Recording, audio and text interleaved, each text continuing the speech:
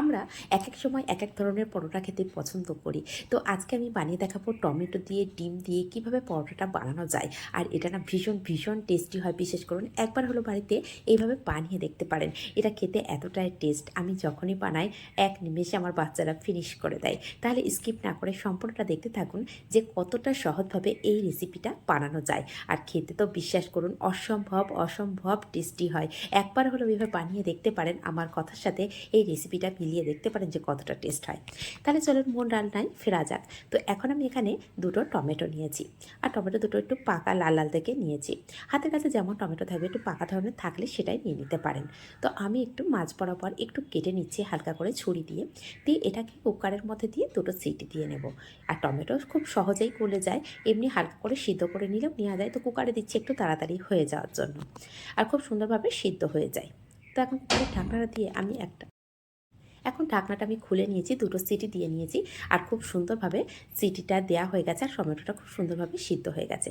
এখন একটা কাঁটা চামচের সাহায্যে আমি টমেটোটা তুলে নিচ্ছি।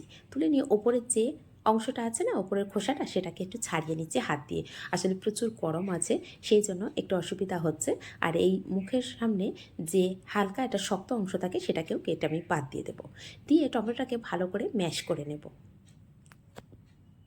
তো খুব ভালো করে ম্যাশ করা যাচ্ছে, এই কারণে দেখেই বুঝতে পারছেন যে এটা সিটি দিয়েছি বলে খুব সহজে নরম হয়ে গেছে। আর ম্যাশটা খুব সুন্দরভাবে হয়ে গেল। আর উপরে যে একটু সামান্য শক্ত অংশ ছিল সেটা কিন্তু আমি বাদ দিয়ে দিয়েছি। এখন ভালো করে আবারও হাত দিয়ে একটু মিশিয়ে নিচ্ছি, যাতে করে এর মধ্যে কোনো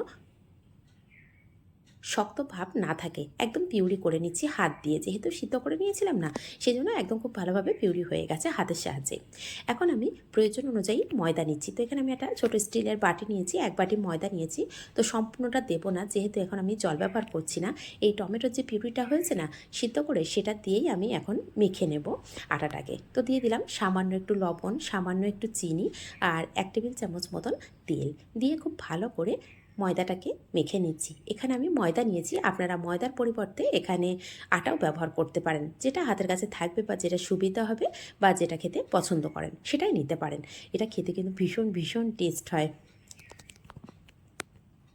তো এখানে আমি সামান্য আরও একটু ময়দা লেগেছিল, আমি কিন্তু কোনো জল ব্যবহার করিনি। টমেটোর যে পিউরিটা হয়েছিল সেটা দিয়েই কিন্তু আমি সম্পূর্ণটা মেখে নিয়েছি। এখন এটা সম্পূর্ণ আমার এক বাটি ময়দায় লেগে গেছে। এখানে কম বেশি লাগতে পারে। তো সামান্য একটু ওপর দিয়ে 2-1 ফোঁটা আমি তেল দিয়ে দিচ্ছি। দিয়ে ওপরে একটু ভালো করে লাগিয়ে নিচ্ছি পুরো ডোটাকে। নিয়ে একটু রেস্টে রেখে দেবো। আর রেস্টে রাখলে না খুব সুন্দর সফট হয়, এটা খেয়াল করবেন। আর খুব ভালোভাবে সেট হয়ে যায়। তো এখন একটা কিচেন টাওয়াল দিয়ে আমি এটাকে ঢাকা দিয়ে রেখে দেবো 10 মিনিট। দিয়ে আরও একটা প্রস্তুতি রেডি করে নেব। তো এখানে আমি দুটো ডিম নিয়েছি, যেহেতু বললাম টমেটো আর ডিম দিয়ে রেডি করে নেব। এখানে চাইলে আপনারা যদি পরিমাণে বেশি করতে চান সেক্ষেত্রে ডিমের পরিমাণটা বাড়িয়ে নিতে পারেন। এখন ডিম নিয়েছি আর এখানে দিয়ে দিলাম স্বাদ অনুযায়ী লবণ, একটা বড় সাইজের পেঁয়াজ কুচি আর লঙ্কা কুচি, আর দিয়ে দিলাম একটু প্রয়োজনের থেকে বেশি ধনেপাতা কুচি। আর এই ধনেপাতা কুচিটা একটু বেশি দিলে না খেতে ভীষণ টেস্ট লাগে। তো এখন আটাটা 10 মিনিট হয়ে গেছে, সেট হয়ে গেছে। এখন এখান থেকে আমি পরোটা করব যেই সাইজে, সেই সাইজের লেচি কেটে নেব। যদি ছোটো পরোটা করতে চান সেক্ষেত্রে লেচিটা ছোট, আর যদি একটু বড় সাইজে পরোটা করতে চান সেক্ষেত্রে লেচিটা একটু বড় করে নিতে পারেন। তো আমি এক বাটি ময়দা থেকে যে ডোটা রেডি হয়েছে তার থেকে আমি 5টা লেচি কেটে নিয়েছি।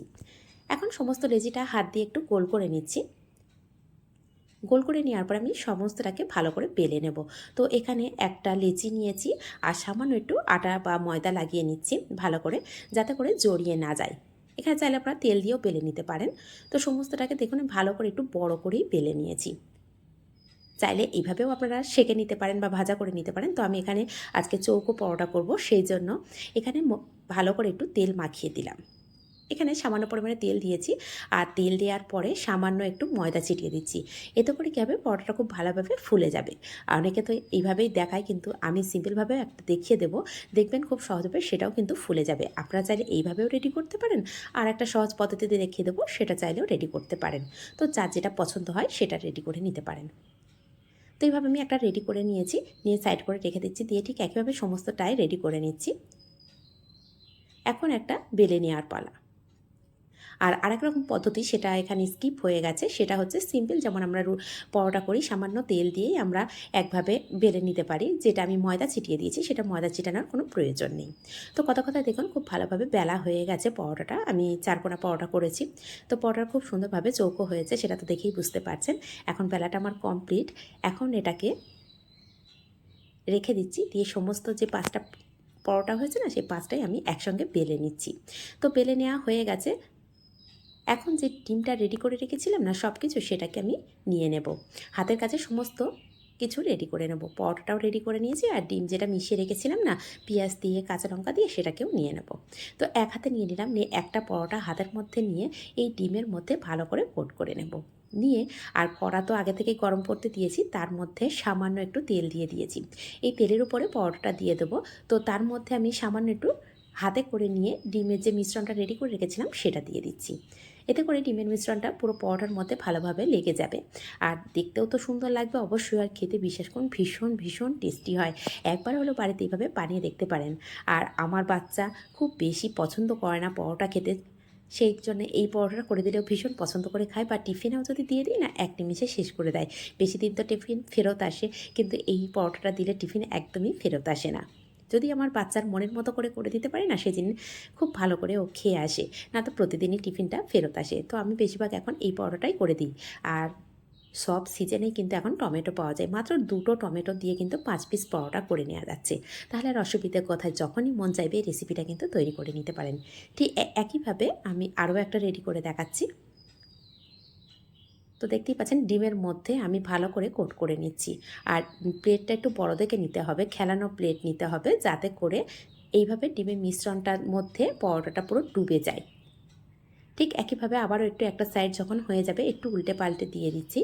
আর ফ্লেমটা এখানে মিডিয়াম টু লো রেখে দিতে হবে, না তো ভিতর দিকে পরোটাটা কাঁচা থাকবে। যেহেতু একটু মোটা ধরনের পরোটাটা হয়েছে, খুব পাতলা করিনি, সেই জন্য মিডিয়াম টু লো রেখে ভালো করে পরোটা ভাজা করে নিতে হবে।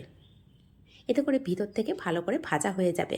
আর প্রত্যেকটা পরোটা কিন্তু খেয়াল করছেন খুব সুন্দরভাবে ফুলে যাচ্ছে, কোনোটাই কিন্তু অসুবিধা হচ্ছে না বা ফুলছে না তেমন নয়। এটা ফুলেও যাচ্ছে, দেখতেও সুন্দর আছে, আর খেতে তো অসাধারণ। আবারও বলছি, একবার হলো বাড়িতে এইভাবে বানিয়ে দেখতে পারেন। আর যদি এইভাবে বানান, কমেন্ট করতে একদমই ভুলবেন না যে রেসিপিটা কেমন হয়েছে। আর যদি এইভাবে বানান কমেন্ট করবেন, আর যদি একটু হলেও ভালো লেগে থাকে আপনাদের, তাহলে নিজেদের মানুষের কাছে শেয়ার করে রাখবেন, যারাও এই সহজ রেসিপিগুলো সহজভাবে বানাতে পারে আর নিজেদের বাচ্চাকে এইভাবে গরম গরম পরিবেশন করে দিতে পারে। তাহলে রেসিপিগুলো কেমন লাগছে অবশ্যই দেখবেন আর কমেন্ট করবেন। আর কোথা থেকে দেখছেন সেটাও কমেন্ট করবেন। এখন একটা পরোটা আমি হাতে নিয়ে ছিঁড়ে দেখিয়ে দিচ্ছি। দেখুন এত সুন্দরভাবে ফুলে গেছে। আসলে প্রচুর গরম আছে, আমি হাত দিতে পারছি না। তাও আপনাদের দেখানোর জন্য আমি একটু ছিঁড়ে দেখিয়ে দিচ্ছি পরোটাটা কতটা সফট হয়েছে, আর প্রত্যেকটা ফুলেছে কিন্তু খুব সুন্দরভাবে। এটা কিন্তু শুধুই খাওয়া যায়। তো বাচ্চাদের একটু সস দিয়ে সার্ভ করবেন, এতে বাচ্চারা আরও ভীষণ পছন্দ করে খেয়ে নেবে। তাহলে আজ এই পর্যন্ত, আবার আসবো অন্য কোনো রেসিপি নিয়ে। ধন্যবাদ।